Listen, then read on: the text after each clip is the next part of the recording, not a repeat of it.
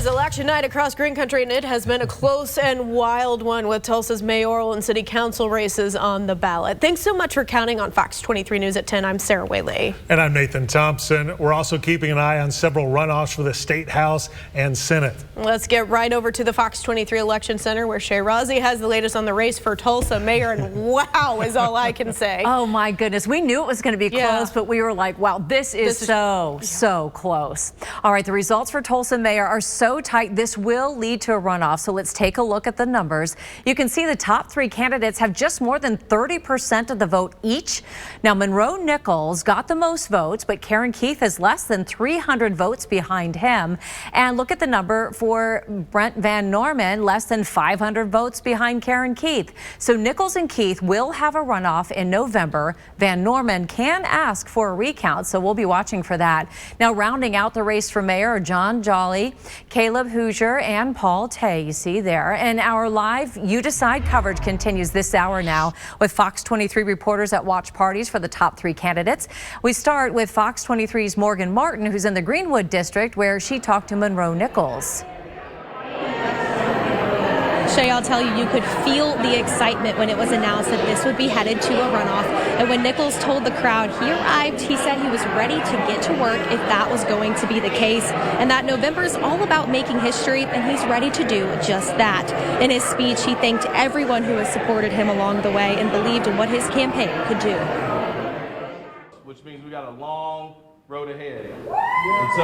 And so we always knew it may be a long road ahead. Because never forget, not only do we have the best campaign, not only do I believe that I'm the best candidate, but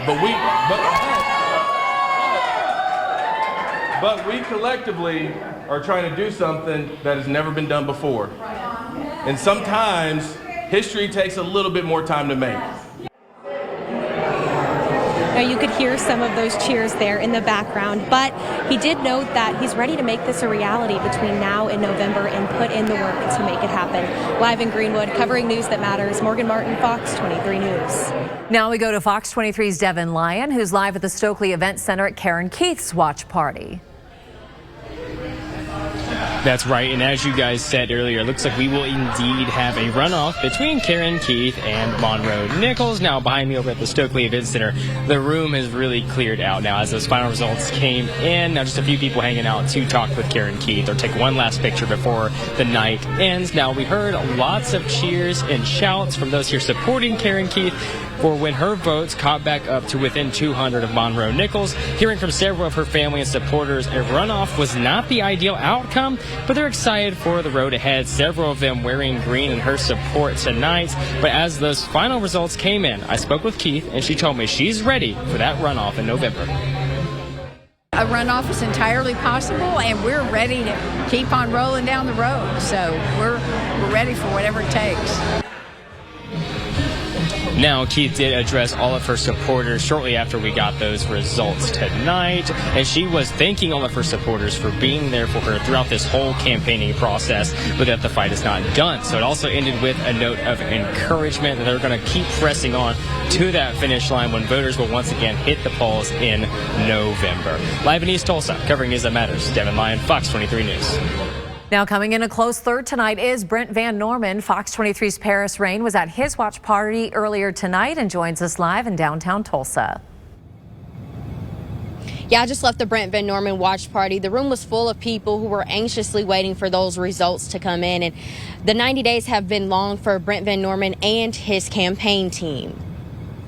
Van Norman entered the race later than the other candidates, some of whom announced their candidacy more than a year ago. Van Norman has only been in the race for about 90 days.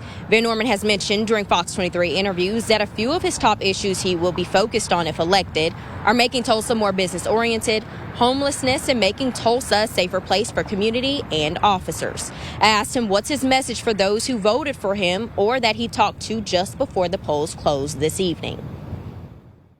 I I really want to say thank you for believing in me. Thank you for looking and saying, I think you can lead the city in a positive direction, putting your trust behind. It's been really kind of overwhelming that people have been texting me all day, IMing me all day, and just saying, hey, we've spread the word. We've texted our whole contact list. We've encouraged people that weren't going to vote to vote. And so it's been very, it's humbling for people to do that, and very much appreciated. And I want to just thank people for their belief. It was a very close race tonight with Van Norman in a very close third, and we'll wait to see once the results are certified and officially in. But at this point, it looks like he will not be advancing to the November runoffs.